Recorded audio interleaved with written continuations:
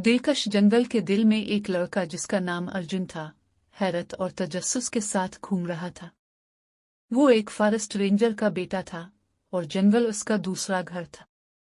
लंबे दरख्त और जानवरों की आवाज़ों का संगीत इसके लिए इतना ही मानूस था जितना इसका अपना सह। लेकिन इसके बावजूद जंगल में अभी भी एक राज का एहसास था जो अर्जुन को अपनी तरफ मुतवज्जे करता था। एक गर्म दोपहर, जब सुनहरी धूप की किरणें घने दरख्तों के दरमियान छन कर आ रही थी, अर्जुन ने जंगल के अंदर गहराई में चलना शुरू किया। वो एक नया परिंदे की हरकत का पीछा कर रहा था जिसका उसके वालिद ने जिक्र किया था। अपनी तलाश में मगन उसे एहसास नहीं हुआ कि खामोश देखती हुई आंखें उसका पीछा कर रही हैं। ये आंखें एक शानदार शेर श्राओ की थी। श्राओ इस जंगल का बेताज बादशाह था। इसकी शानदार मौजूदगी तमाम मखलूकात से एहतराम का तकाजा करती थी। शेर ने अपनी जिंदगी में बहुत से इंसानों को देखा था, लेकिन इस लड़के में कुछ मुख्तलिफ था। खौफ के बजाय अर्जुन एक ताल्लुक और जंगल के लिए एहतराम के साथ हरकत करता था। जब अर्जुन झुककर एक खूबसूरत फूल का मुआयना कर रहा था, इसे अचानक रीढ़ की हड्डी में सर्दी का एहसास हुआ। इसने आहिस्ता से मुड़कर देखा और उसकी आंखें हैरत और खौफ से फट गई जब उसने खुद को श्राओ के सामने पाया।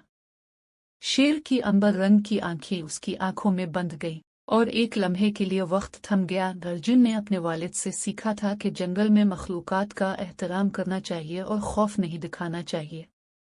अपने तमाम हौसले को जमा करते हुए उसने आहिस्ता से अपना हाथ बढ़ाया, हथेली खुली हुई, ये जाहिर करते हुए कि इसका कोई इरादा नहीं। श्राओ ने हवा में सूंघा, लड़के की खुशबू लेते हुए, और अर्जुन की हैरत की बात यह है कि शेर ने हमला नहीं किया।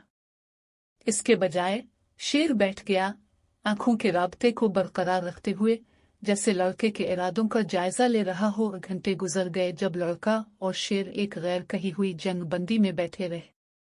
इनके अर्द गिर्द जंगल अपनी धन में चलता रहा, लेकिन इस छोटे से क्लियरिंग में एक अनोखा ताल्लुक बन रहा था।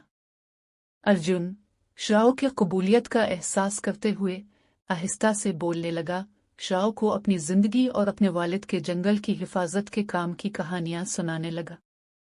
श्राओ सुनता रहा। अर्जुन की आवाज पर उसके कान फड़क रहे थे।